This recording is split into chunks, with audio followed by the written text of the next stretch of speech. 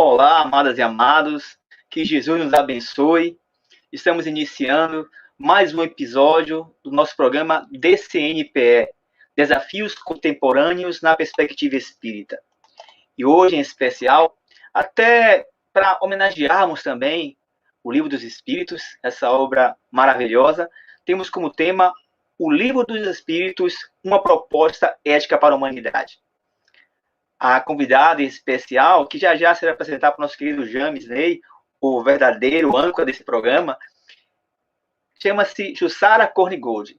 Ele vai falar direitinho sobre ela, falar com vocês e apresentar essa pessoa maravilhosa que generosamente se dispôs a compartilhar um pouco do seu tempo, um pouco do seu saber com todos nós. Então vamos iniciar com a nossa prece. Senhor Jesus, bondoso irmão mais velho, aqui estamos, Senhor, unidos em propósitos e intenções. Ajuda-nos, Senhor, para que possamos ter verdadeiramente uma noite maravilhosa. Concede-nos assistência, proteção, inspiração dos bons amigos espirituais, para que tudo se dê da melhor forma. Inspira, Senhor, a nossa querida irmã, que hoje estará com a fala. E assim, Senhor Jesus, em teu nome, com a tua permissão, iniciamos esta atividade de amor. Que assim seja. Então, já vou abrir aqui o áudio, o áudio aqui antes, nosso querido James, e também nossa querida convidada. Boa noite, querido James, boa noite, amado.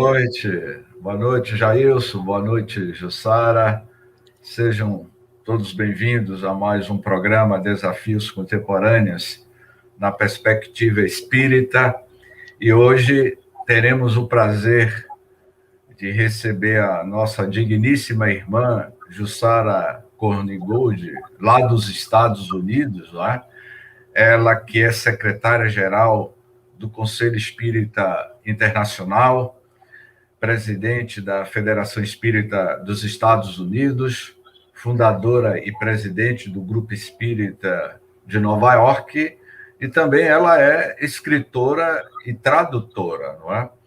E o tema que a nossa irmã vai desenvolver hoje, em homenagem ao aniversário desta obra notável, o Livro dos Espíritos, a nossa irmã Jussara vai falar sobre o Livro dos Espíritos, uma proposta ética para a humanidade. Seja bem-vindo, Jussara, aos nossos companheiros do Movimento Espírita no estado da Bahia. Sejamos agraciados pelo verbo divino da nossa irmã, que vai nos abrilhantar na noite de hoje. Jussara, o canal é todo seu, sinta-se à vontade e seja recepcionado pelo calor de todos os baianos. Obrigada, James. Antes de mais nada, então, boa noite para você, para o Jailson, para todos que estão nos acompanhando nesse programa Desafios Contemporâneos na Perspectiva Espírita. É uma alegria muito grande para mim estar podendo falar com vocês aí, né, em Salvador, na Bahia, e, enfim, e principalmente conversar, fazer reflexões a respeito desta grande obra. Hoje, então, estaremos falando, né, como diz, do Livro dos Espíritos, porque sempre que chega o mês de abril, principalmente quando nós estamos nos aproximando da data de 18 de abril, não tem como nós não fazermos nenhuma referência a essa que é, né, que representa a obra principal, né, os alicerces justamente da doutrina espírita e que tem nos unidos já já no segundo século, por todos essas possibilidades que nós temos hoje e principalmente de nos conectarmos entre irmãos que se encontram nos mais diversos pontos do mundo. Com essa possibilidade hoje de estarmos falando através desses meios, nós podemos alcançar ainda mais aos nossos irmãos e irmãs de humanidade. Então, falando sobre o Livro dos Espíritos como uma proposta ética, né, se nós formos realmente pensar todo o livro dos Espíritos representa é um tratado de ética, né? Nos leva a profundas reflexões que deverão, como consequência, nos levar, talvez não imediatamente, algumas pessoas mais rapidamente do que as outras, mas a um reposicionamento dos nossos comportamentos, principalmente no que nós falamos dos nossos comportamentos morais. Aquele que realmente pega e estuda a obra, que procura realmente refletir, pergunta após pergunta, não tem como não se sentir tocado e, eventualmente, passar por esse processo de transformação que nós estamos sendo convidados através desse trabalho que representa, assim, as vozes dos imortais. Como sabemos, esse livro primeiro veio à luz em 18 de abril de 1857, foi quando Kardec publicou a sua primeira edição, que na época só tinha 501 itens, né? 501 perguntas, e era dividido em apenas 3 partes. E normalmente nós estudamos a segunda edição, que foi publicada em março de 1860 e que aí passou a ser dividida em 4 partes, né?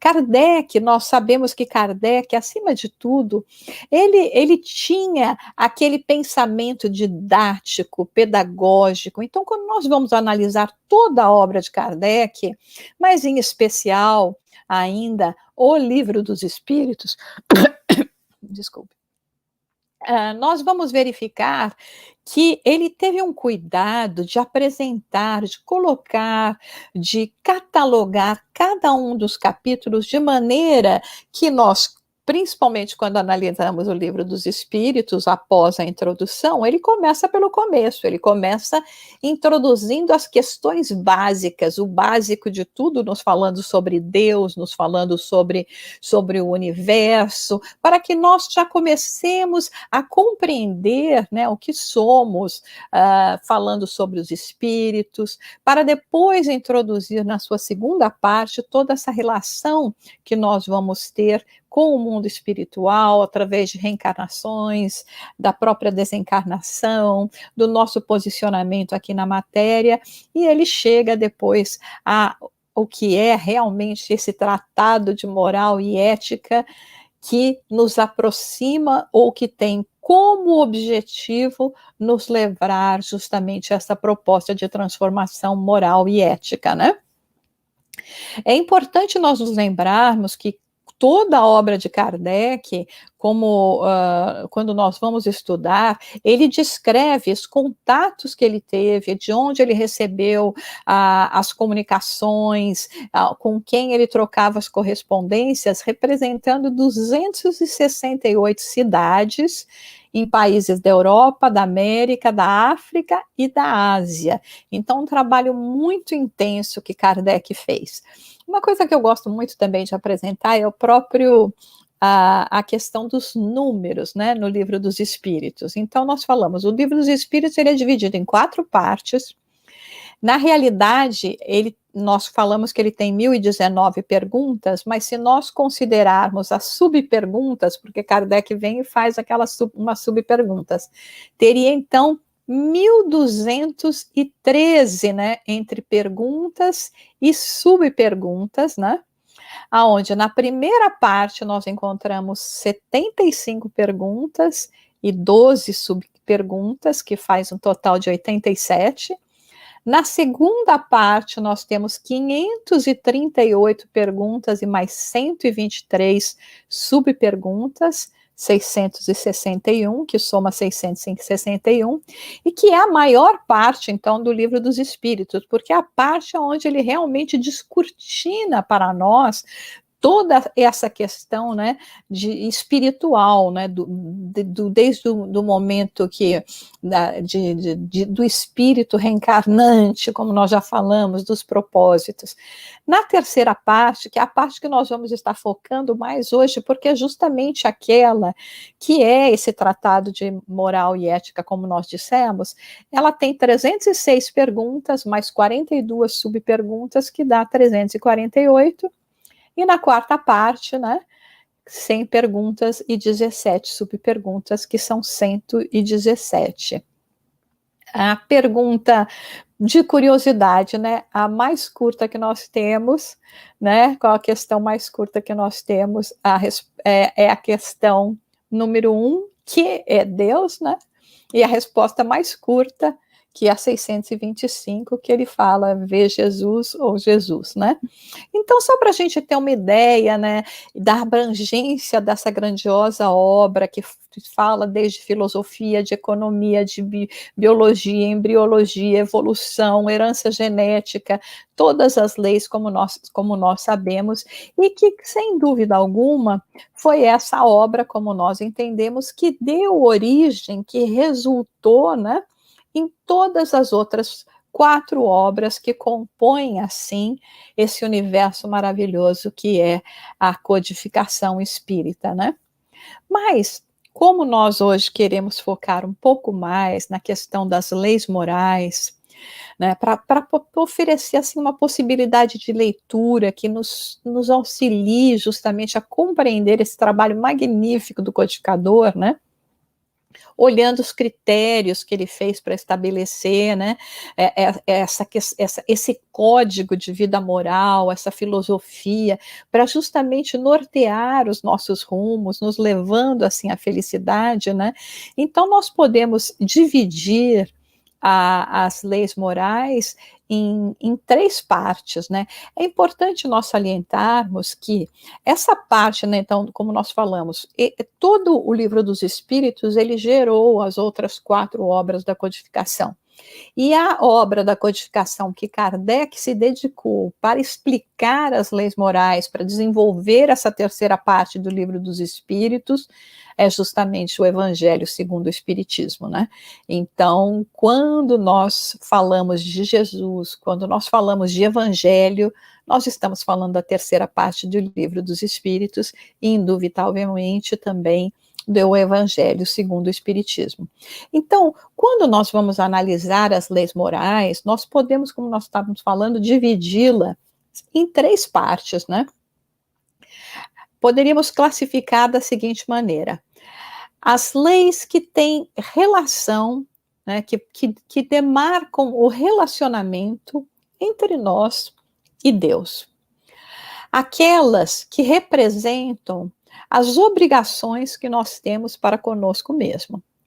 E aquelas que demonstram a relação, que nos colocam no ponto de contato de relação de um ser humano, como nós, para com o nosso próximo. Então, o nosso relacionamento com Deus, o nosso relacionamento conosco mesmo e o nosso relacionamento com o próximo.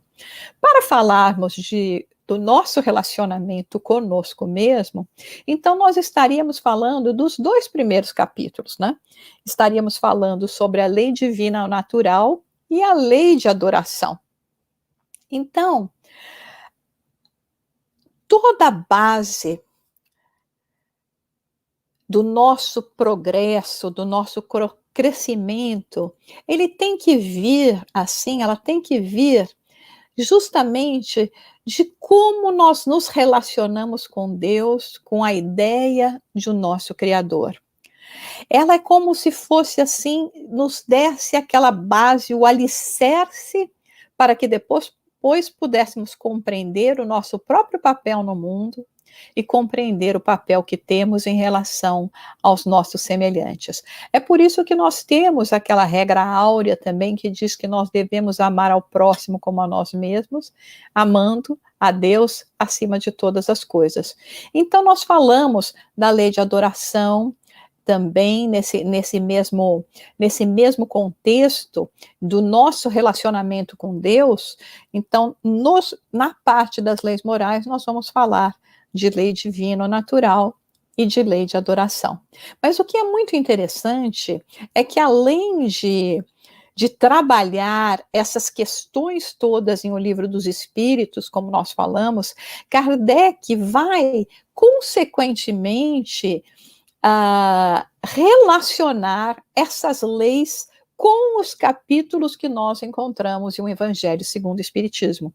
Então, quando falamos de lei divina, lei natural, nós vamos nos lembrar, né, primeiro colocando que essas duas leis, né, nos ajudam num processo de elevação, num processo de entendimento, de elevar esse nosso pensamento até Deus, né? A lei natural, é a lei de Deus, né? Isso é o que nós temos que, como fez a pergunta Kardec aos espíritos, que se deve entender por lei natural. A lei natural é a lei de Deus, a única verdadeira para a felicidade do ser humano. Então, vejam só, nós só conseguiremos encontrar a felicidade realmente no momento em que nós seguirmos as leis de Deus, que é a lei que rege todo o nosso universo. E isso vai ser extremamente importante para nós compreendermos que não podemos distinguir, inclusive, as leis da matéria ou as leis que regem a matéria das leis que regem o universo, que regem as coisas espirituais. Até hoje nós vemos essa divisão entre ciência, religião e espiritualidade, mas na verdade isso não existe. Quando nós falamos, por exemplo, de um Isaac Newton que descobriu, vamos dizer assim, o trabalho, né, fez o tratado da lei da gravidade, na realidade ele não inventou a lei da gravidade, ele não criou a gravidade, ele começou a compreender como é que a gravidade funcionava, mas ela sempre existiu. Então é aí que nós vemos a ciência e a religião cada vez podendo estar mais juntas, caminhar mais juntas, à medida em que nós nos aproximamos desse trabalho, da prática das leis naturais. Mas então, quando nós vamos fazer uma relação entre essas duas primeiras leis, lei natural, divino natural, lei de adoração, aonde, por exemplo, na questão 653, Kardec pergunta se a adoração precisa de manifestação exteriores, né? Veja só que coisa fantástica essa pergunta de Kardec, né? E que, inclusive, hoje tem incomodado muitas pessoas, porque nós não estamos podendo ir nos templos de nossas preferências, nós estamos nos sentindo assim como se a gente estivesse talvez afastado de Deus ou sem aquela possível conexão que nós vamos encontrar nas casas de oração, nos nossos centros espíritas, mas aí os espíritos respondem que a adoração, no sentido de comunhão com Deus, de comunhão com o Pai, ela está no nosso coração. A verdadeira adoração é a do coração. Então, os espíritos falam o seguinte, que em todas as nossas ações nós temos que nos lembrar que o Senhor, que Deus nos observa. Então é muito importante nós lembrarmos isso. Se Deus está nos acompanhando em todos os momentos, em todas as nossas ações, nós não necessitamos necessariamente de irmos a um templo para nos conectarmos com Deus. Aliás, existem muitas pessoas que vão a esses templos e continuam com seus pensamentos conectados em outros lugares. Então, é muito importante nós nos lembrarmos disso e até para esse momento agora. Nós não estamos querendo falar aqui de nenhuma maneira que os templos não tenham a sua valia e não sejam preciosos. É onde nós encontramos a comunhão dos ideais, aonde nós podemos encontrar pessoas que comungam das mesmas aspirações que nós mesmos, aonde nós podemos ter essa troca de aprendizado, de entendimento. Então é extremamente precioso, né, para quem sabe realmente se aproveitar, né, se beneficiar de tudo que um templo religioso, espiritual pode oferecer, é extremamente precioso, mas não significa que se nós não estivermos indo ao templo, nós não podemos ter essa conexão com Deus.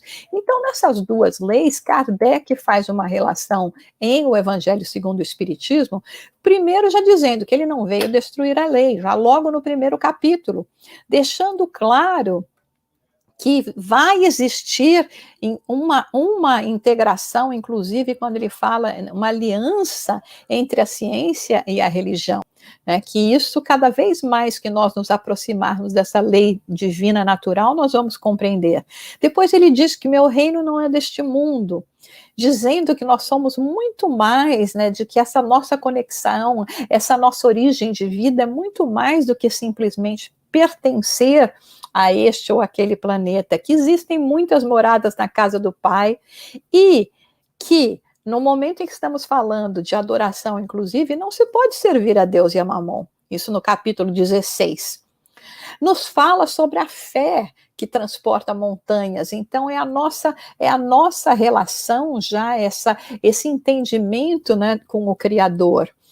Nos fala a respeito da prece. Então, quando falamos de adoração, nós falamos também da prece. Então, no capítulo 27, no capítulo 28, quando fala das coletâneas das preces, né, para nós nos lembrarmos que existe até uma classificação que nos dá, que é a prece de louvor, a prece que é para pedir e a prece para agradecer. A prece para pedir, a gente está sempre muito familiarizado com ela, porque o tempo todo nós estamos mesmo rogando a nosso Pai que tenha piedade de nós, que tenha misericórdia de nós, né? Algumas vezes nós nos lembramos de agradecer, não que Deus precise da nossa gratidão, mas a gratidão é um sentimento tão nobre que se nós não conseguirmos nem ser gratos com Deus, nós não vamos ser gratos com os outros, nós não vamos ser gratos com a vida, nós não vamos ser gratos com todas as possibilidades que nos são oferecidas, né? E louvar a Deus, não é que Deus precisa, assim, né, do nosso reconhecimento também, mas é nós nos conscientizarmos de toda a grandiosidade da obra de Deus, né? Do quanto nós temos de benefício, mas que não estamos verdadeiramente prestando atenção e utilizando. E é justamente nessa primeira parte da nossa relação com Deus, então, o eu em relação com Deus, que vem aquela pergunta que tem a resposta mais curta, que é a pergunta 625, sempre tão citada por nós: qual o tipo mais perfeito que Deus já ofereceu ao homem para lhe servir de guia e modelo? E a resposta é Jesus. Por quê? Porque nós precisamos de modelos. Jesus tinha que vir para nos esclarecer, para nos inspirar, para nos motivar. Então, e o Jesus, como nós compreendemos, né, Jesus, como nós compreendemos o Espiritismo, ele transcende um símbolo religioso, ele é muito mais do que simplesmente uma figura religiosa, ele é o nosso guia, o nosso modelo, né? Então, é muito importante nós nos lembrarmos da possibilidade que nós temos, através desse entendimento de tudo que nos apresenta o Livro dos Espíritos e o Evangelho segundo o Espiritismo, nesse comportamento ético-moral, começando então na nossa relação com o Pai, com o nosso Criador. Mas depois nós vamos então, agora, eu preciso aprender a me relacionar comigo mesmo, a entender os meus objetivos, a entender o porquê que eu estou aqui, né? Aquelas perguntas que nós falamos, né? De onde eu vim, para onde eu vou, por que nós estamos aqui. Compreender aonde nós podemos nos beneficiar em termos de progresso espiritual, em termos de aprendizado, em termos de, inclusive nós, dentro das nossas possibilidades, servirmos também de guia e modelo para aqueles irmãos que se encontram ainda mais retardatários do que nós. E nesse sentido, na obra O Livro dos Espíritas, nós podemos citar 5 das leis morais, que seriam a lei do trabalho, a lei da reprodução, a lei de conservação, a lei de destruição e a perfeição moral. Todas elas estão relacionadas diretamente com as nossas aquisições e como nós podemos também encontrar um caminho para a felicidade, né? Nesse caso, nós temos que nos lembrar que os nossos defeitos, as nossas imperfeições, é que ainda nos impedem de conseguirmos nos nos sentirmos mais em paz e encontrar aquela felicidade que já é possível, sim, aqui nesse campo da matéria. E para isso, para esclarecer ainda mais, para nos orientar ainda mais, Kardec faz a referência a essas leis justamente também em capítulos do Evangelho segundo o Espiritismo, onde ele fala: ninguém poderá ver o reino de Deus se não nascer de novo, nós apresentando então a reencarnação que ocorre através da lei da reprodução, e depois nos convidando, através das bem-aventuranças, bem-aventurados os aflitos, os pobres de espíritos, que têm puro coração, os que são mansos e pacíficos, misericordiosos, nos reportando assim a esse cântico sagrado que Jesus pronunciou no Sermão do Monte e nos dando a receita do que deveríamos fazer para encontrarmos a bem-aventurança, essa alegria interior. Então, é aquele relacionamento conosco mesmo. O que eu posso fazer por mim mesma que vai me realmente possibilitar a essa situação de crescimento espiritual.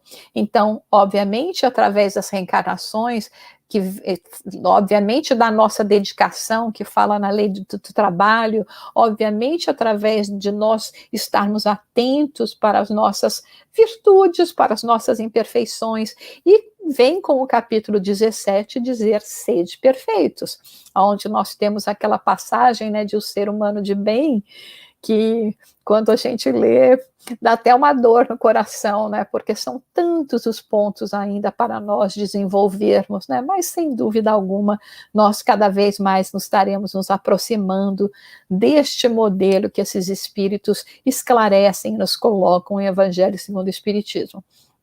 Nos fala sobre a estranha moral, né? Nos fala também sobre a questão da fé, como nós temos que desenvolver esse sentimento nobre dentro de nós. Não é só o acreditar, mas é aquela fé que vai se desenvolver de forma natural. E também no buscar e achareis, porque só existe uma fórmula para nós realmente fazermos as conquistas necessárias. É através do nosso esforço, é através da nossa dedicação, é através de tudo que possamos realizar em pensamentos e atos que poderão estar trabalhando em nosso benefício, né? Então, lembrando sempre que toda vez que vamos estudar e refletir sobre as bem-aventuranças, são essas as virtudes que garantem a nossa felicidade, né? Lembrando, por exemplo, que quando nós falamos da pureza de coração, Deus vai julgar as nossas intenções. Existem momentos em que nós vemos que o resultado de uma ação nossa não teve aquele resultado que nós esperávamos. Mas se nós estávamos com a intenção de fazer ao bem, de servir ao bem, então isso significa que nós estamos agindo de acordo com a nossa consciência, que nos leva em direção à prática da lei natural, não é verdade? E assim nós continuamos nessa jornada. E por último, né, para nós falarmos a respeito da nossa relação com o nosso próximo.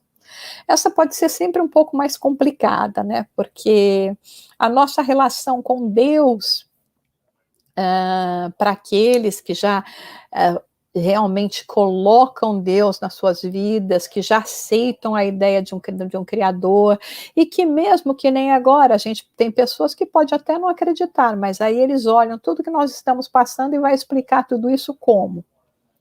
Se não tem algum controle em relação aos episódios que nós, seres humanos, passamos e que muitas vezes nós não temos como nos desvencilhar, né? Como acontece agora que nós estamos tendo essa situação de pandemia. Conosco mesmo, já é difícil, porque inclusive uma das coisas que nós temos muito problema é de amarmos a nós mesmos, nos aceitarmos, né, de perdoarmos a nós mesmos, lembrando que ainda somos espíritos imperfeitos, né? Mas é importantíssimo nós estarmos sempre focando, porque o nosso objetivo maior aqui na matéria é o nosso crescimento espiritual, é o nosso aprimoramento espiritual. Eu não tenho que estar preocupado com o que o outro está fazendo, eu tenho que estar preocupado com o que eu estou fazendo, com como eu estou crescendo e aproveitando essa oportunidade, não é verdade? Agora, quando chega no relacionamento com o outro, então, nas leis morais, nós temos a lei da sociedade, a lei do progresso, a lei de igualdade, a lei de liberdade e a lei de justiça, amor e caridade. Então, você vê, a lei de sociedade, ela vai nos dizer, olha, nós temos os quase 8 bilhões de cidadãos no mundo. Nós temos que aprender a conviver um com os outros. A mesma paz, a mesma felicidade, o que você procura, o seu irmão, sua irmã também estão procurando. E como é que nós podemos encontrar uma maneira de nos auxiliar, né, de nos ajudar mutuamente? Então, isso é um ponto extremamente importante quando nós pensamos em sociedade, porque nenhum de nós teria a possibilidade de vivermos completamente isolados, não com o nível de avanço tecnológico ou das possibilidades que nós já temos hoje. Eu posso ser uma excelente cirurgiã, mas eu não vou conseguir nunca fazer uma cirurgia em mim mesma. Eu preciso que uma outra pessoa, que um outro irmão, quando se chegar o momento dessa necessidade, possa fazer isso para mim. E nós também temos esse papel com os outros, não é verdade? O progresso, ele depende de todos nós. Não adianta nós estarmos aqui querendo obstaculizar o progresso. Nós vemos agora, inclusive, por exemplo, já existiam várias entidades que já realizavam até os seus estudos online antes, e algumas delas eram até bastante criticadas. E hoje nós somos aqui obrigados a seguir e aprender com aqueles que já estavam fazendo antes, para nós conseguirmos também dar conta, usando essa possibilidade tecnológica que hoje acontece. Então, isso quer dizer que nós estamos oferecendo algo com menos qualidade, onde nós não estamos colocando o nosso esforço, onde nós não sentimos a presença dos amigos espirituais de maneira nenhuma. O tempo todo, esses amigos, esses irmãos que estão trabalhando na divulgação das luzes, né, e trazendo, assim, um pouco de conforto espiritual para momentos de tanta dificuldade como vivemos, eles estão se preparando e muito. Nós vemos os relatos, aí nesse último livro, inclusive, do próprio Divaldo, No Rumo do Mundo de Regeneração, aonde os irmãos espirituais falam que estão constantemente presente conosco para nos auxiliar justamente a atravessarmos esse período tão difícil. A igualdade, nós nos colocarmos completamente em posição de igualdade com o outro. Não existe diferença nos olhos de Deus. Para Deus somos todos seus filhos, iguais uns aos outros. Podemos estar vivendo experiências diferentes, em lugares diferentes, mas somos absolutamente o mesmo. A liberdade, a minha liberdade termina onde começa a sua.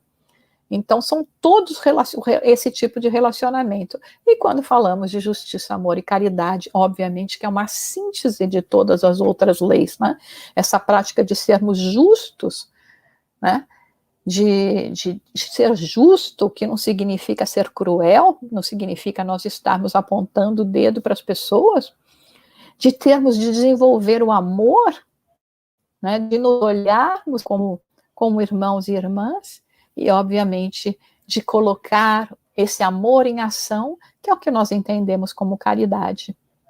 E no Evangelho segundo o Espiritismo, então, Kardec faz uma relação dessas leis, né, que também são 5, que estariam nessa mais diretamente relacionada entre o nosso relacionamento com o outro, falando sobre o Cristo Consolador, né? O Cristo Consolador, que é nosso irmão maior, e que num ato de caridade, num ato de nos servir de guia e modelo, vem e trabalha em nosso favor. Sobre a necessidade do amor ao próximo como a nós mesmos, do amor até aos inimigos, que nós compreendemos, como nos explicam lá, que não vai ser exatamente como aqueles que nós temos, assim, afinidade, mas é não desejar a eles nenhum mal, é compreender que eles estão em outra situação, e sempre nos lembrarmos, como nós já falamos, que Deus ama todos nós indistintamente, inclusive aqueles que estão nos causando mal. Não saber a nossa mão esquerda o que dá a nossa mão direita. Então, nesse relacionamento onde estamos fazendo, né, o amor e a ação, a prática da caridade, a honrar o nosso pai, a nossa mãe, mesmo se nós tivermos queixas a respeito dos pais, do nosso pai, de nossa mãe, eles nos deram a oportunidade de vida, esse relacionamento que temos que ter com eles. No fora da caridade não há salvação. Por quê?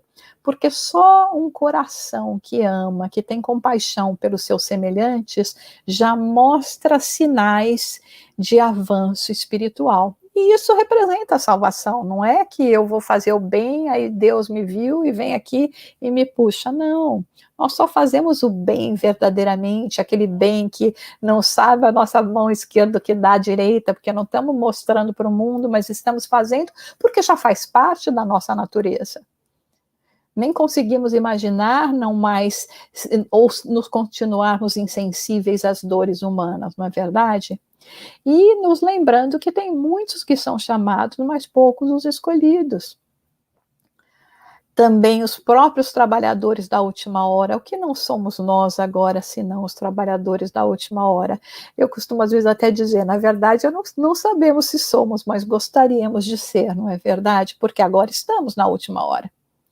Então, a hora para nós estarmos trabalhando, para nós estarmos aproveitando tudo isso que nós recebemos, todos esses valores que recebemos da doutrina espírita, com base, né, com o alicerce primeiro, que é o Livro dos Espíritos, nós temos que estar colocando em prática. Não separar o que Deus juntou, não ponhais a candeira debaixo do alqueire, não vamos, se nós escondermos a luz, escondermos as nossas possibilidades, nós não estamos ajudando a humanidade no progredir. E, obviamente, dar de graça o que de graça recebemos. Se nós recebemos esses dons, essas possibilidades que temos hoje, indubitavelmente é para que nós compartilhamos com os nossos semelhantes, para que nós possamos justamente, né, aproveitar essa oportunidade e seguirmos por esse caminho, por essa jornada, né, sem pensarmos em qualquer tipo de benefício, porque o benefício que nós temos que ter é apenas um, o do reconhecimento de que estamos sendo fiéis às leis de Deus. Na capítulo, né, que nós falamos bastante a respeito também sobre a questão da perfeição moral, não é? Agora, Kardec, quando ele fundou, né, o primeiro centro espírita, não é? Porque teve um primeiro centro espírita que foi em 1858, ele, num dos comentários na apresentação, né, na Sociedade Parisiense de Estudos Espíritas, ele diz o seguinte: que importa crer na existência dos espíritos se essa crença não faz que aquele que a tem se torne melhor, mais benigno e indulgente para com os seus semelhantes, mais humilde e paciente na adversidade. Então, somente essa frase de Kardec já resume toda essa proposta que hoje nós trouxemos sobre o aspecto ético-moral, né, como uma proposta ética para a humanidade. Porque a ética nos coloca, né, a moral nos coloca frente ao nosso posicionamento no mundo, né? Até às vezes costumo dizer, né, que a ética é quando eu sei, né, o que é certo, eu sei diferenciar o que é certo do que é errado. E a moral é quando eu não apenas diferencio, mas eu vivo aquilo que eu tenho conhecimento, né? Então, quando nós analisamos essa frase de Kardec, né, que importa crer na existência dos espíritos, se ela não te faz melhor, nós vemos que é onde Kardec baseou toda a doutrina espírita. Que ótimo, que maravilha que nós temos esse entendimento, porque é o entendimento, é a doutrina da razão, através da clareza, é que nós vamos compreender finalmente a necessidade desse nosso reposicionamento. Então, se nós imaginamos que estamos aqui simplesmente para conhecer, saber até de cor as questões do Livro dos Espíritos, trabalhar a nossa intelectualidade, Kardec aqui deixa bem claro que todos esses conhecimentos têm como finalidade justamente nos colocar num caminho do bem, no caminho aonde nós, finalmente, conscientes da nossa relação com Deus, da necessidade que temos de trazer esse Pai para as nossas vidas e não nos afastarmos através das nossas imperfeições, da nossa teimosia, de conhecermos, de analisarmos a nós mesmos para analisar as nossas possibilidades e num mundo de relação compreender que um pode tanto ajudar o outro nesse processo, nós estaremos, então, fazendo como Kardec está nos orientando, que além das possibilidades do conhecimento, do entendimento, da satisfação das nossas curiosidades, da satisfação de preenchermos os nossos anseios intelectuais, que, acima de tudo, nós estaremos, assim, trabalhando na pureza de alma, nos colocando frente a frente, no sentido, obviamente, né, figurado, com o nosso Pai, aonde o nosso coração, estaremos apresentando aquele coração puro, estaremos, assim, comunicando com Deus através do nosso coração, que representa, assim, as nossas ações, que representa, então, aquilo que nós queremos dar, adorando ao Pai verdadeiramente pela linguagem do coração, pela linguagem do bem, pela linguagem da doação, lembrando sempre que o Pai nos observa, que sabe das nossas necessidades, que sabe das nossas tristezas, mas que sabe também do esforço que hoje já realizamos para podermos nos aproximar ainda mais deste Criador, deste Senhor, Pai de nossas vidas. Com isso, então, nós vamos abrir, né, para as nossas perguntas aqui, para os comentários dos nossos irmãos, e muito obrigada pela atenção.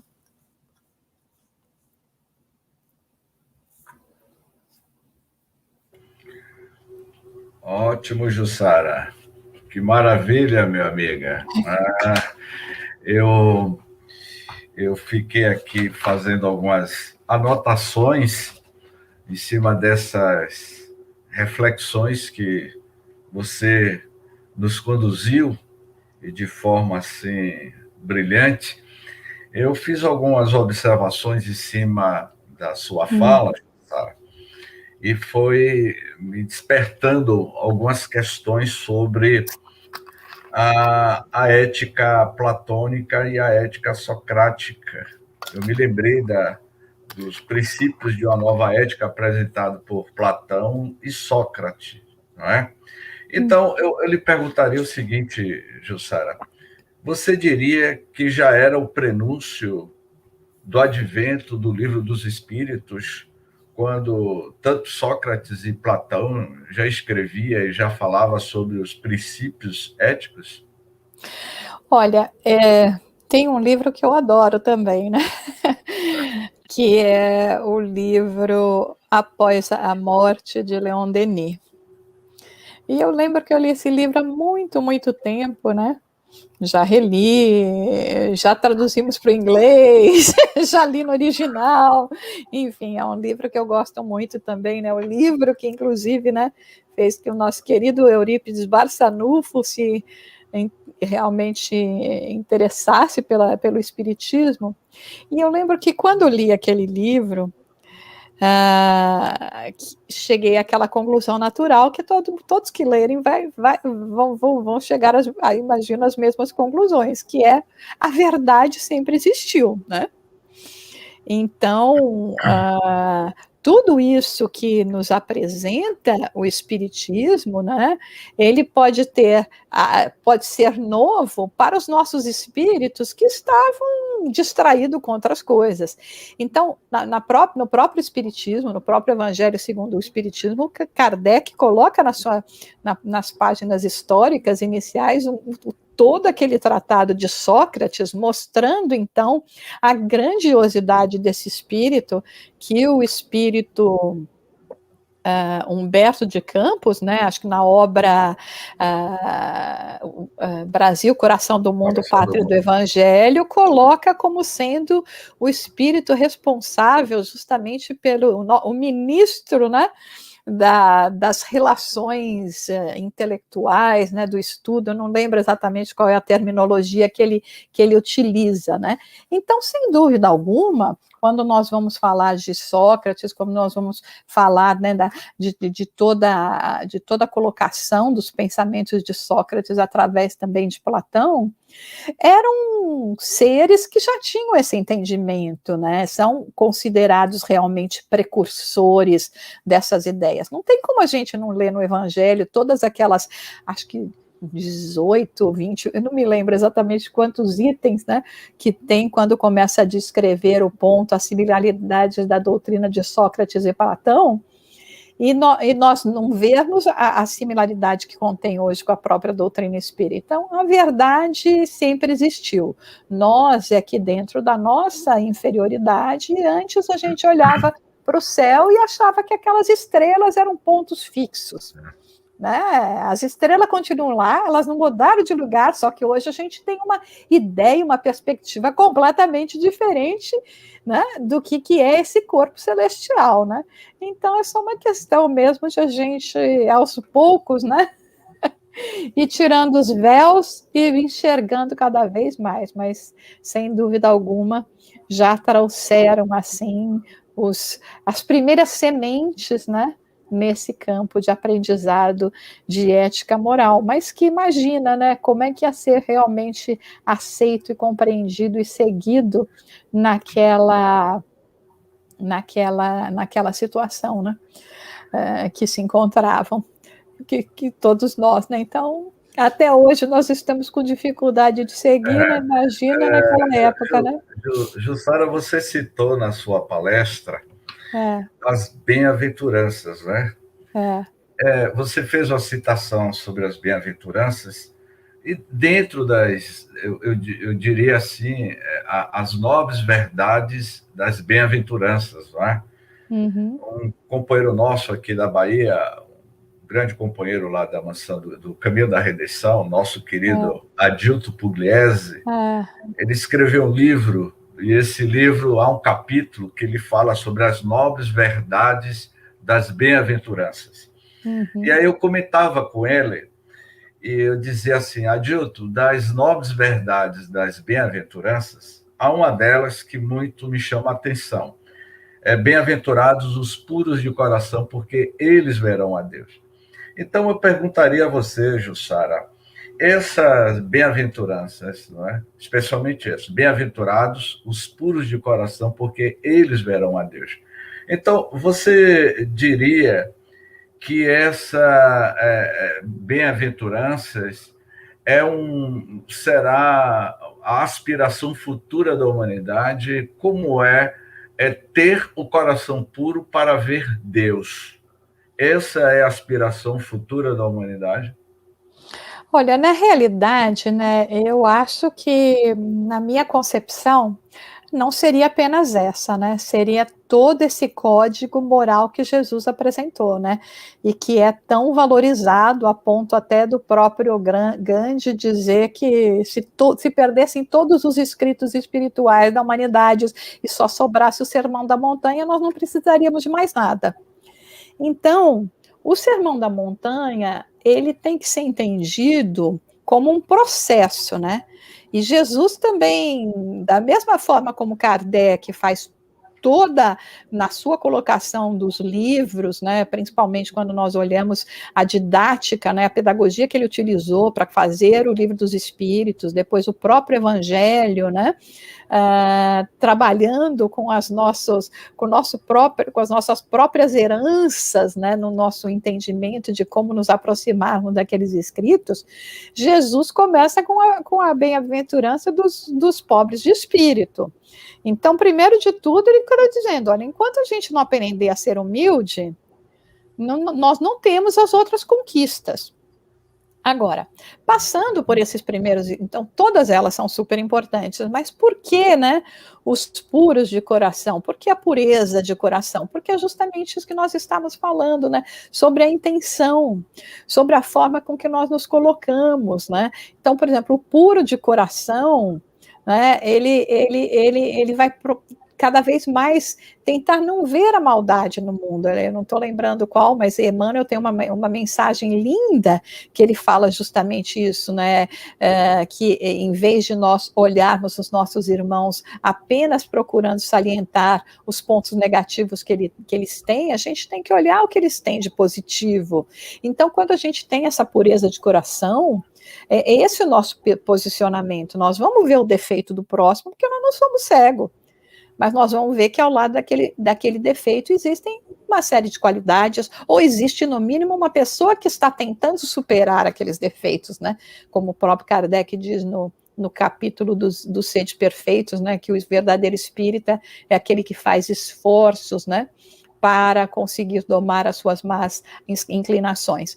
Então, eu acho que é bem nesse sentido de que por tudo que nós conseguimos já conquistar, justamente quando trazemos a pureza de coração. Ótimo, Jussara. Você também citou na sua fala das leis morais, a terceira parte do Livro dos Espíritos, como a proposta ética, não é? Uhum. E você falou da lei do progresso, que é o capítulo 8 da terceira parte. Eu estava analisando aqui, que é a introdução, e você falou de forma breve sobre a última obra que o Divaldo psicografou, No Rumo do Mundo de Regeneração. E na introdução desta obra, está lá duas perguntas, a pergunta 791 e a pergunta 796 do Livro dos Espíritos, que é da lei de progresso. A civilização se depurará um dia de modo a fazer que desapareçam os males que haja produzido? A questão 792. Por que a civilização não realiza imediatamente todo o bem que poderia produzir? Então, Filomeno de Miranda, ele inicia com essas duas perguntas, que é a lei do progresso. Então, eu anotei aqui o seguinte, da lei do progresso e as pandemias, a gripe espanhola, agora o coronavírus, você diria que essas grandes pandemias é um impulsionamento do progresso da humanidade para o mundo em regeneração? Olha, a lei é de progresso, né? Então, como nós compreendemos, tudo, né? Tudo que acontece nas nossas vidas, tudo que está acontecendo, acontece a nível de coletividade, né? Ele vem com o propósito, nós temos que entender que, acima de tudo, Deus é bondade e justiça e misericórdia. Vem com um propósito de nos impulsionar para o nosso progresso interior. Então, quando nós falamos de progresso, e quando está falando de progresso em O Livro dos Espíritos, sim, obviamente nós vamos pensar no progresso material, mas aqui estamos falando de progresso espiritual, que pode vir acompanhado do progresso moral, que pode, inclusive, do progresso, progresso material, que pode, inclusive, impulsionar ainda mais o progresso espiritual, até diz, né, quando nós tivermos mais tempo livre para trabalhar com as nossas mentes, que não era que nem antes, que a gente tinha que ficar lá trabalhando a terra para comer uma maçã, não é verdade? Então, nós tínhamos que estar trabalhando muito mais preocupados com isso. Então, esse progresso material, ele nos deixa mais livre para a aquisição de um progresso espiritual, né? Então, nós compreendemos, através tanto da lei de progresso, quanto da lei de, né, conservação, de destruição, que quando nós estamos vivendo, né, as situações como nós vivemos agora, fica muito difícil nós analisarmos o que irá resultar disso. Eu, particularmente, depois de um ano de pandemia, já acho que, como nós estávamos conversando até antes, o movimento espírita ganhou muito com essa questão da pandemia, com a questão da divulgação, né? E nós não podemos desconsiderar isso. Por exemplo, no século XIV, quando nós tivemos a peste negra matou quase 60% da população da Europa. Isso. E, analisando historicamente, ninguém está falando que beleza, que maravilha que 60% da população da Europa morreu. Mas houve um progresso extraordinário, porque durante muito tempo a gente vivia naquela questão dos senhores feudais, né, do feudalismo dos senhores de terra, aquela opressão ainda maior do povo, e que foi completamente quebrada depois da peste negra. Então, é muito difícil, principalmente para nós espíritas, estarmos falando, vamos olhar o lado positivo da pandemia, ou queremos fazer algum tipo de julgamento, porque milhares de pessoas têm morrido durante cada dia no mundo inteiro, e nós não podemos ficar indiferentes a essas dores. Mas quando nós, pelo menos, lembramos que a morte não é definitiva, e que tudo é um processo de aprendizado também, um pouco a gente pode aliviar essas dores, né?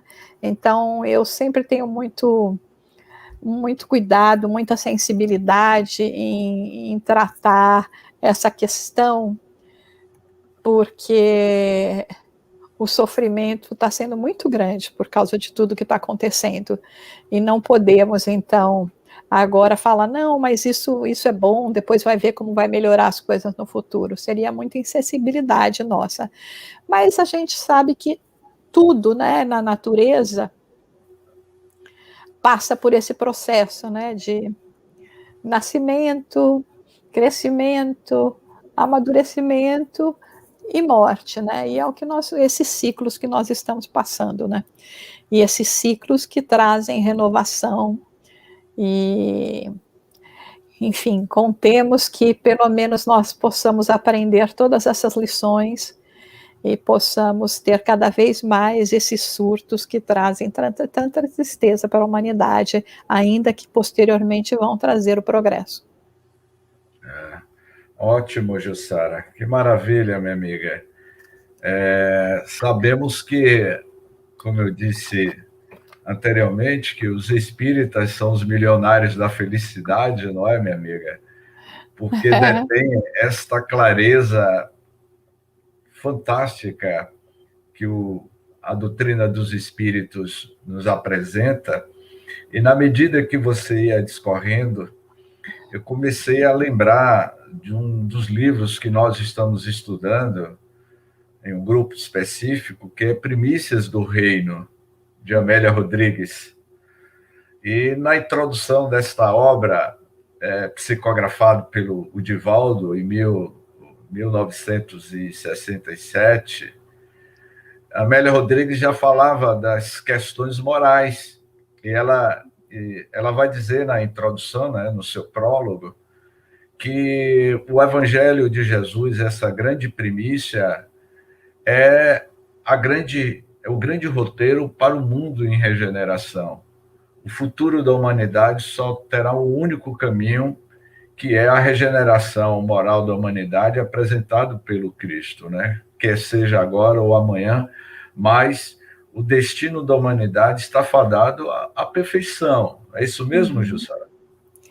Com certeza, né? E é o que nós espíritas acreditamos. E aquela coisa, sabe? Às vezes fala, mas isso tudo está muito longe. Não está longe, não. Olha para você 15 anos atrás e veja se você já não progrediu. Né? Se nós formos sinceros conosco mesmo, e dentro desse, né, desse movimento, desse entendimento espírita, se a gente não tiver melhor do que a gente estava 10, 15 anos atrás, está precisando fazer alguma coisa, né? Então significa que nessa atual existência o melhor termômetro é a gente olhar para nós mesmos, como é que nós estávamos alguns anos atrás e o que é que nós estamos hoje, né? O quanto houve essa mudança, não é, Jussara? Isso dá para perceber. Algumas questões em que eu estava muito arraigado no passado, né? Eu estou falando de mim, não é? De cada um de nós. O quanto hoje eu já não me permito a determinados tipos de postura. Eu me lembro, em um dos livros que eu já li, eu não sei se você, Jussara, conhece, e os caros ouvintes, é um livro, O Amor como Revolução, de Anser Grum. Esse livro, O Amor como Revolução, são pensamentos de 3 grandes pensadores, dentre eles o Anser Grum, que é um monge alemão, e ele cita neste livro uma passagem de Agostinho de Hipona, não é? E Agostinho vai dizer o seguinte: o Evangelho de Jesus não é para ser estudado, não se estuda o Evangelho. O Evangelho você vive e sofre. Quando ele fez essa colocação, eu fiquei pensando que viver o Evangelho do Cristo é uma proposta de revolução, é uma proposta de sofrimento interior, porque você vai mexer com as suas feridas profundas e nos convidando a esta grande mudança que é seguir as pegadas do Cristo, como o próprio Agostinho de Hipona viveu, não é? Então eu vejo que viver a doutrina espírita é uma proposta de revolução muito grande, né? Eu tenho certeza o que nós éramos, como você falou, há 15 anos, há 20 anos atrás, claro que mudou, até a compreensão do próprio livro dos Espíritos, não é, Jussara? A leitura de 20 anos desta obra e hoje, você tem uma compreensão diferente. Como, por exemplo, depois de 32 anos, Jussara, eu estou lendo, veja bem, 32 anos depois, eu estou lendo o livro Francisco de Assis, pelo espírito miramês, psicografado por Hercílio Mais. E ao debruçar nesta obra, eu tive um novo entendimento depois de 30 anos desse livro, que realmente é um livro... Primeiro eu conheci João Nunes Maia, a história do próprio médium. Para você conhecer a obra mediúnica, você tem que saber quem realmente é o médium, a sua credibilidade. Então, ao ler Francisco de Assis, 30 anos depois, eu tive outra visão, outra compreensão, não é? Então, significa que a proposta da doutrina espírita é realizar essas pequenas catarses dentro de você para que a nossa mente se abra para esse futuro que nós aspiramos. Eu vi uma fala sua no estudo do livro, no Mundo de Regeneração, se eu não me engano foi na semana passada, e de outros companheiros, que o mundo de regeneração é o que ainda está lá na frente, não vai acontecer agora. Seria isso mesmo, não é? Na verdade, o nosso presidente da Federação Espírita Brasileira, o Jorge Godinho, ele fala uma coisa bem interessante, né? Nós já estamos no mundo de regeneração, só que a gente está no primeiro minuto, então ainda está escuro, né? Ainda não amanheceu, então quer dizer, até a gente chegar, né? Na verdade. sexta hora, né? Essa coisa aí, Aham. na terceira, na sexta hora, vai demorar um pouquinho, mas tudo tem que começar, né? Agora, o problema, né, como você estava falando, né, James, a questão de por que é dolorido, né, sofrimento, né, como você colocou aí, né, de Agostinho de Hipona, porque chega aquele momento que é um momento muito duro para os nossos espíritos, Isso. que eu vou ter que reconhecer com muita humildade, botando todo o orgulho de lado, que aquilo que eu pensava não estava certo, que a forma como eu agia não era a melhor forma de agir. Então, isso só daí, só de eu ter que domar o meu orgulho, de ter que dizer, meu Deus, tudo aquilo que eu pensava não era assim, sabe? A morte não acaba tudo. Eu não nasci apenas no momento, né, do nascimento. Quer dizer, só de eu ter que aceitar isso, já representa um sofrimento para o meu orgulho, que tinha aquela convicção forte, firme, e que hoje, numa nova perspectiva, eu tenho que colocar de lado. Né? Então, é o domar das feras interiores, como eles falam, né, que representam. Né? E quando você falou, então, por exemplo, de Francisco de Assis, quando a gente pensa nesses grandes nomes, principalmente que nós vemos nessas obras espíritas, né, que nem a própria Alcione, né, no livro Renúncia, você fala, meu Deus, ela está lá onde eu queria estar, né, vivendo num mundo maravilhoso, ela vem para cá, passou a passar sofrimento, sabendo até que de repente nem ia dar muito certo, né?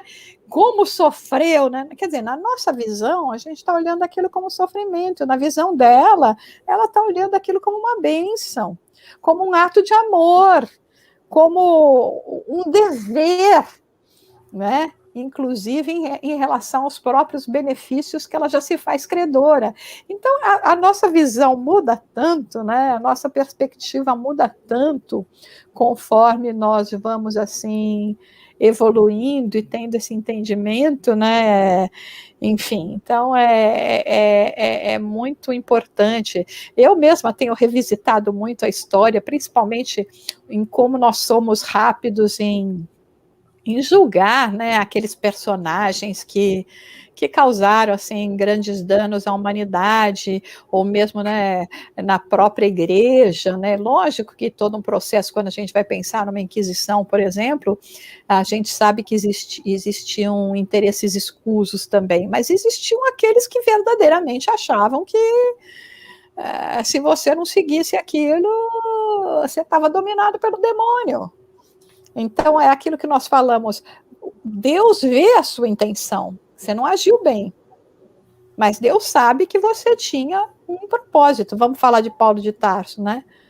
Paulo de Tarso estabeleceu, iniciou a matança dos cristãos, mas se tornou um vaso escolhido, porque ele tinha o coração puro, ele estava defendendo aquilo que ele acreditava, até que ele teve que, né, vamos dizer, dobrar assim o seu orgulho, né, cair de joelhos e entrar numa cegueira que representava a cegueira que ele vivia anteriormente. Né? Então, enfim, eu acho que tem muita riqueza ainda para descortinar perante Mas, os nossos pobres mas você falou algo que eu achei muito interessante, Jailson. A Jussara, ela fez uma ponte aí entre Agostinho de Hipona, o sofrimento, e Paulo de Tarso. Então, a gente poderia dizer, então, Jussara, que viver o evangelho é cair literalmente do cavalo de joelhos como Saulo de Tarso caiu? Seria isso? Olha, nós temos tantos momentos, né? Tem um, inclusive, que eu gosto muito de citar, que todos nós passamos por esse momento do que representa uma estrada de Damasco, né? Que é o momento do nosso despertamento. Caindo de joelho, não caindo de joelho, e não significa que o despertamento significa que você já está aí pronto, né? Porque Paulo teve mais 30 anos de trabalho, de pedradas, de prisão, de decapitação à sua frente, né? De passar fome, de dormir com a cabeça na pedra, e por aí vai, né?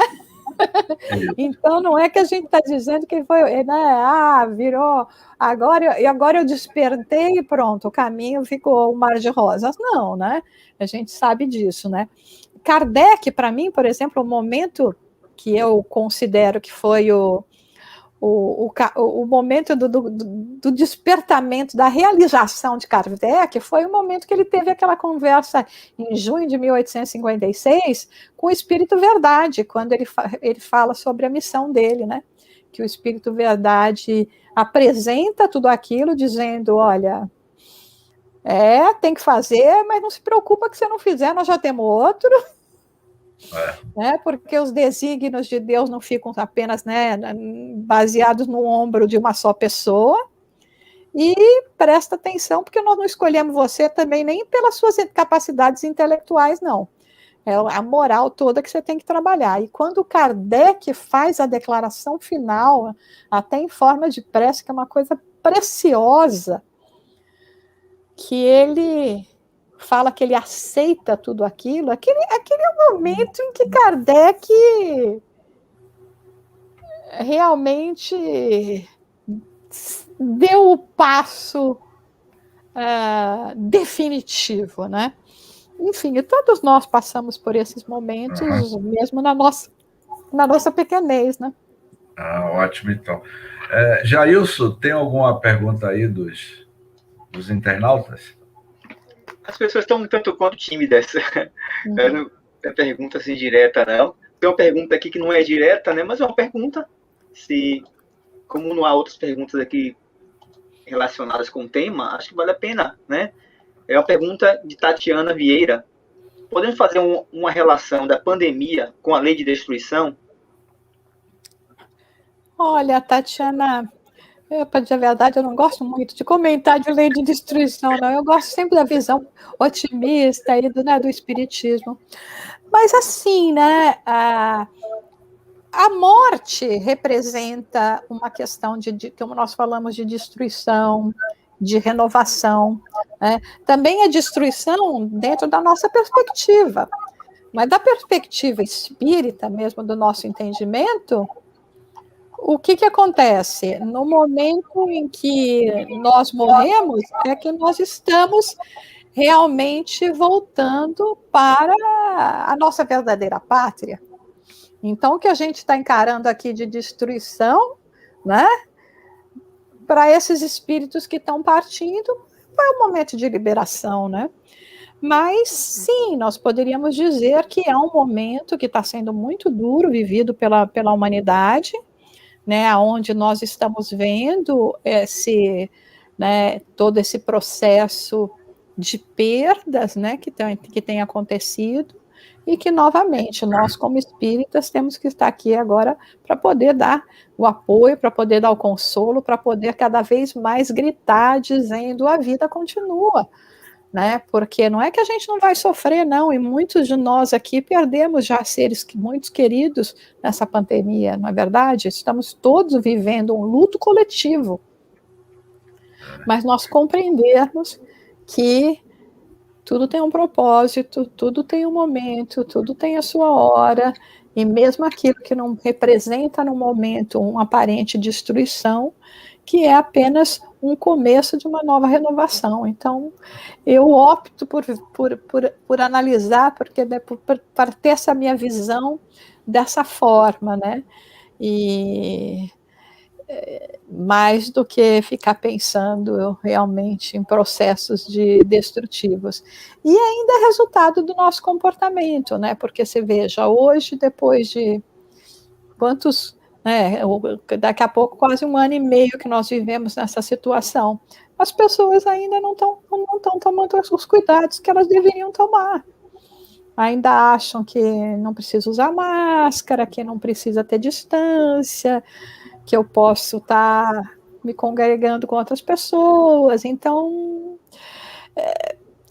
é uma questão de a gente aprender disciplina. Então, mesmo que a gente quiser falar é uma destruição, quem está sendo culpado por essa destruição? Eu tenho conhecido várias pessoas que eu conheço que partiram porque familiares foram completamente negligentes com os cuidados. E agora eu tenho até dó desses familiares, porque provocaram a morte de pais, de avós, porque foram completamente negligentes. E vão ter que lidar com esse aspecto, né, de culpa e coisas que estão ao nosso alcance. Ninguém está falando que é fácil, não está sendo fácil para ninguém, não. A gente ficar aqui em 4 paredes não é fácil, não. Mas é o que a gente tem no momento, né? Ótimo, Jussara. Se a gente pudesse, ficaria aqui a noite toda ouvindo a nossa amiga Jussara discorrendo sobre essas questões. Essas considerações que você acabou de fazer me fez lembrar um livro, não sei se você conhece, Princípios de uma Nova Ética, de Pietro Baldi, não é? Pietro Baldi, para mim, ele foi um grande filósofo italiano, radicado no Brasil, e esta obra, Princípios de uma Nova Ética, ele fala que estes comportamentos que você citou aí, diante da pandemia, tudo perpassa por uma questão de evolução moral do indivíduo, de um comportamento ético-moral diante de uma pandemia, o cuidado que você deve ter com você mesmo e para com o próximo. E isso passa por a questão de valores morais e éticos do indivíduo. E Pietro Baldi, ele trabalha muito bem, Jussara, nesta obra, dentre todos os livros que o Pietro Baldi escreveu, a grande síntese, que é a obra basilar de Pietro Baldi, mas eu diria que esse livro, Princípios de uma Nova Ética, é um livro que ele faz muita analogia com a ética do Evangelho do Cristo, não é? Então, a gente ficaria a noite toda aqui falando sobre essa ética da doutrina dos espíritos, que é, eu diria assim, que a ética é a lei moral universal. A boa nova do Cristo é essa proposta universal para a humanidade, não é? Então, com certeza. Jussara, já nas nossas considerações finais, eu vou passar para o Jailson, para ver se tem algumas considerações. Certo. Então, eu tenho 2 perguntas possíveis. Uma é mais uma curiosidade, vou deixar para o final, e a pergunta é até baseada no tema mesmo que nós escolhemos, né? Que foi também, nos inspiramos, né? Acho que eu posso compartilhar com as pessoas isso, nos inspiramos em uma das falas, ou um dos registros, né? De professor Herculano Pires, em uma das traduções do Livro dos Espíritos, ele traz assim: o Livro dos Espíritos é o código de uma nova fase da evolução humana. Então, essa evolução humana. E aí me faz refletir, e surge a pergunta que tem a ver com assim, quais são as consequências imediatas dessa evolução ética que essa obra suscita, desperta ou despertaria, né? E nós espíritas, como é que estamos nesse processo? Estamos contribuindo para que essa evolução ou evolução ética aconteça nesse momento de pandemia mesmo?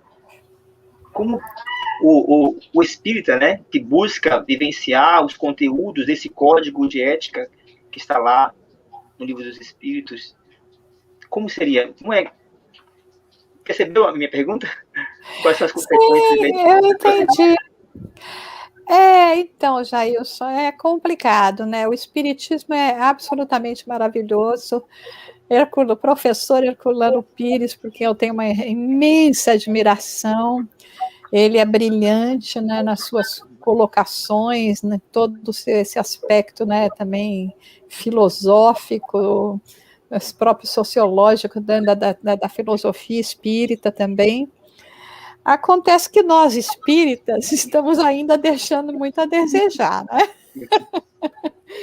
Não é aquilo que a gente quer ficar ouvindo, né? Mas a verdade é que nós estamos fazendo retorno aí. Deixa eu tirar o microfone. Se puder no mudo, melhora. É que nós estamos ainda acomodados, sabe? A gente acredita, mas será que acredita mesmo, né? Chega na hora, nas nossas vivências diárias, a gente ainda vive muito como se não tivesse conhecimento da doutrina espírita e segue fazendo aquilo que a gente acha que tem que fazer. Isso não é uma crítica, né? Isso é uma constatação, inclusive estou falando no meu próprio comportamento, ninguém está dizendo aqui que, né? Então é aquela coisa, nós estamos fazendo esforço, mas ainda existe muita necessidade, né? E isso nós temos que pensar, de nós estarmos atentos mesmo aos nossos comportamentos, às nossas reações.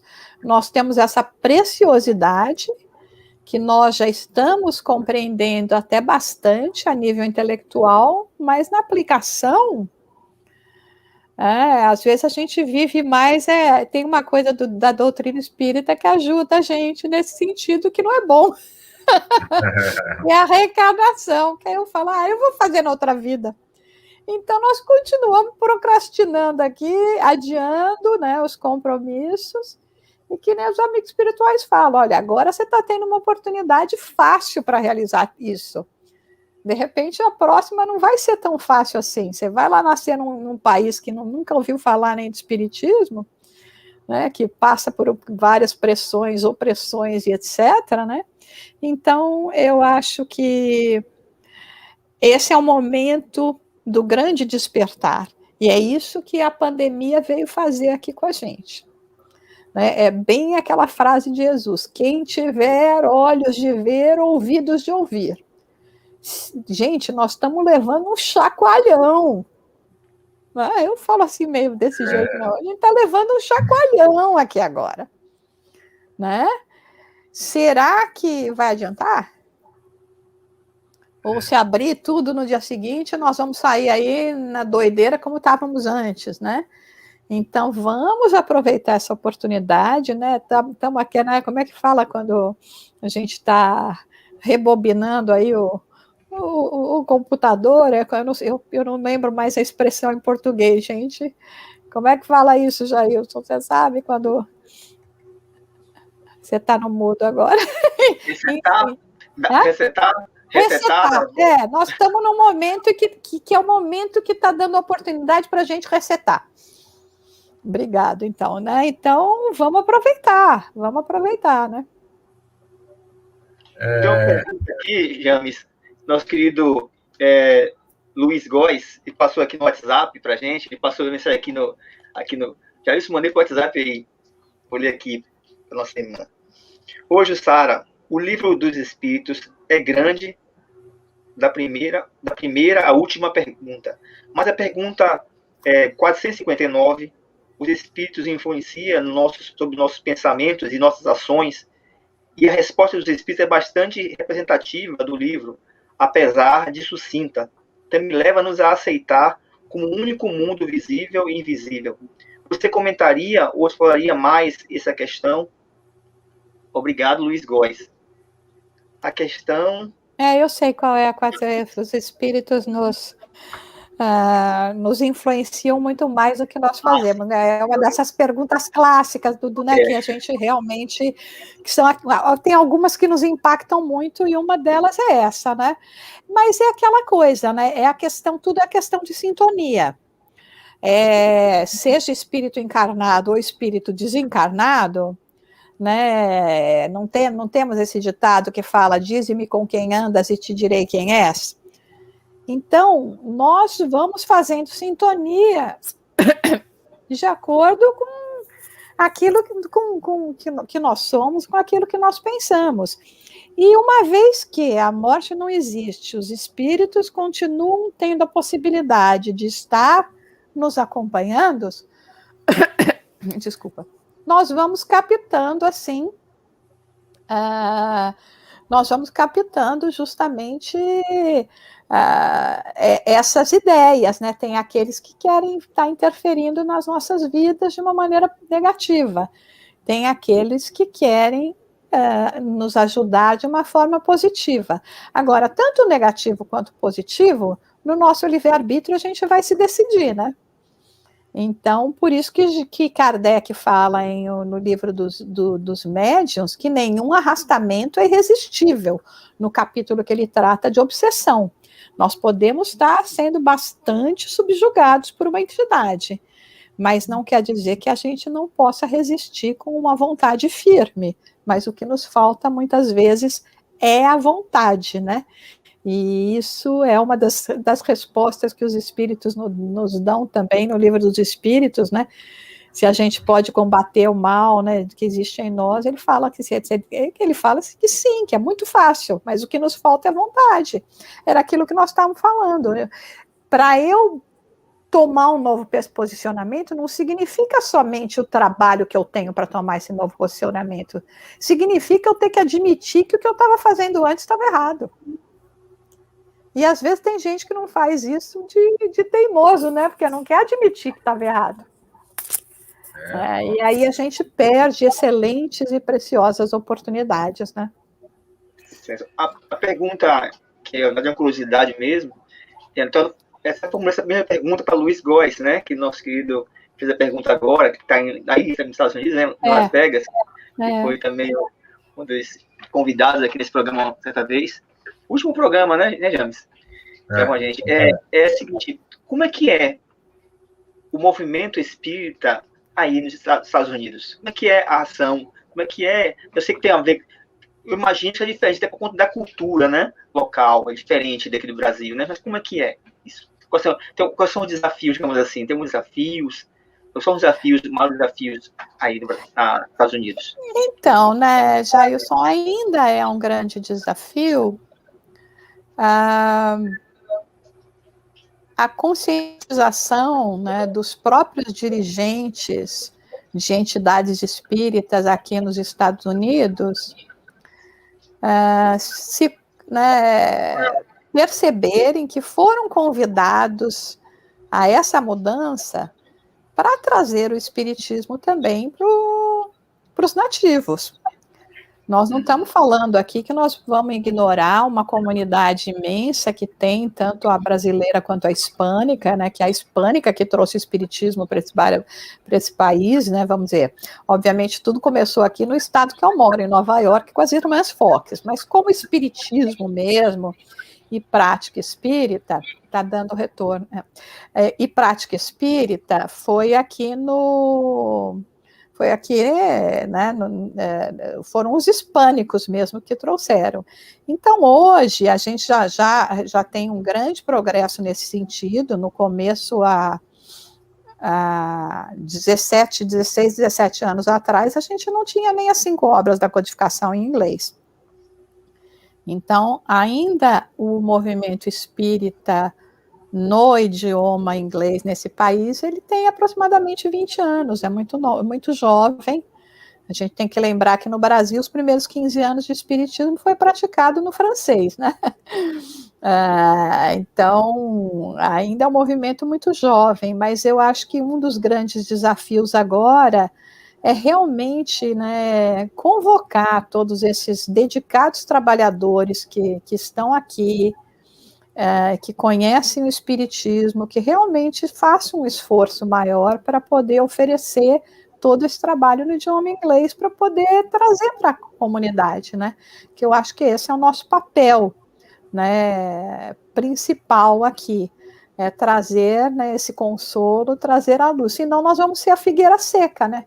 Vai ser aquele que tem as possibilidades, mas não está oferecendo fruto para aqueles que têm fome. Então, será que nós queremos ser a figueira seca de países estrangeiros? Né? Então, é isso que eu sei que é difícil, eu sei que é um desafio, mas hoje cada vez menos. Hoje, para você ter uma ideia, então, nós já temos mais de 170 livros que foram traduzidos, disponíveis, vários centros que já trabalham com ou bilíngue ou só no inglês, né? Mas é a gente continuar, então, nesse esforço para realizar o papel a que fomos convocados. Gratidão. James, eu passo para ti, então, para você formular nossas considerações finais, até passar para a nossa querida Jussara, se quiser fazer umas considerações finais. Ok. Jussara, nós agradecemos a participação da nossa irmã, companheira Jussara Konigord, lá de Nova York, Estados Unidos, por essa brilhante reflexão sobre o Livro dos Espíritos. Nas minhas considerações finais, Jussara, eu diria, de forma bem-humorada, que quando a nossa amiga começou a falar dos Estados Unidos, a janela do local onde ela estava, ela começou a falar com Só, o irmão Só, já estava nos seus últimos alvorecer, e na medida que Jussara falava, eu percebia que a coloração das nuvens lá da janela do apartamento onde ela estava ia mudando, né? E que o irmão Só estava sendo testemunha, não é, dessa fala de Jussara até o início do alvorecer desta noite, né? Eu achei isso muito interessante, viu, Jussara? Na medida que você falava, eu ia percebendo que o pôr do sol ia baixando aí ao seu fundo. Isso foi muito interessante, viu? Então, nós agradecemos a sua presença, estamos iluminados pela sua fala. Eu acho que 1h30 de palestra e de reflexões, vale a pena a gente dividir esses capítulos para que sirva de reflexão, porque foi muito, muito oportuno ações sobre esta obra notável que é o Livro dos Espíritos. Então, eu passo para você para que você faça as suas considerações finais e vou pedir a você que você faça até a prece final aí do nosso trabalho. Ótimo. Então, nós só temos que agradecer sempre que a gente é convidado e pode fazer aí um trabalho em nome de Jesus. Nós ficamos muito sensibilizados e é uma alegria muito grande poder me sentir aí com vocês em Salvador. Eu espero poder ir logo aí visitar, tomar uma aguinha de coco. Ótimo. Enfim, né? E agradecer a todos que acompanharam, que estão aqui nos ouvindo, ao querido Luiz também, que está aí de Las Vegas acompanhando, um abraço grande, e que possamos ter a oportunidade de estarmos mais vezes juntos. E com isso, né, nessa atitude, nesse pensamento de agradecimento, nos lembrando até que na nossa fala nós colocamos a importância, né, da prece, e falamos das 3 formas de orar. Vamos fazer uma prece agora somente de agradecimento a Deus, onde não faremos nenhum pedido, porque sabemos que Deus, nosso Pai Criador, acompanha todas as nossas ações, vê os nossos corações. Então, esse Pai misericordioso sabe dos nossos sofrimentos, das nossas dificuldades, dos nossos desafios, mas também vamos nos lembrar desse Pai como aquele que nos deu a vida, que nos dá a oportunidade de reencarnações, de encontrarmos com seres queridos, aonde cada vez mais vamos fortalecendo os laços de afeto que nos unem, de termos tido e recebido a presença de nosso irmão maior Jesus, nosso guia e modelo, e poder senti-lo em nosso dia a dia, especialmente nos momentos de maior dificuldade, quando a ele voltamos os nossos pensamentos, pela presença dos guias espirituais, dos nossos mentores, dos espíritos familiares, daqueles que se afinam com os nossos pensamentos, que nos acompanham, nos intuindo para que possamos, desta vez, nesta existência, lograrmos as vitórias tão necessárias para o nosso aprimoramento. Agradecemos o dia de hoje, o dom da palavra, de podermos nos dirigir com os corações sensibilizados a todos os nossos irmãos que nos acompanham e que sabemos trazem o coração ainda oprimidos pelas dores e deficiências que fazem parte da nossa natureza, mas que estamos querendo cada vez mais mudá-la, transformando a nós mesmos. Mestre Jesus, acompanha-nos, esteja conosco, sinta o nosso amor, o nosso afeto, o nosso agradecimento. Pai amoroso, obrigada por todas as bênçãos.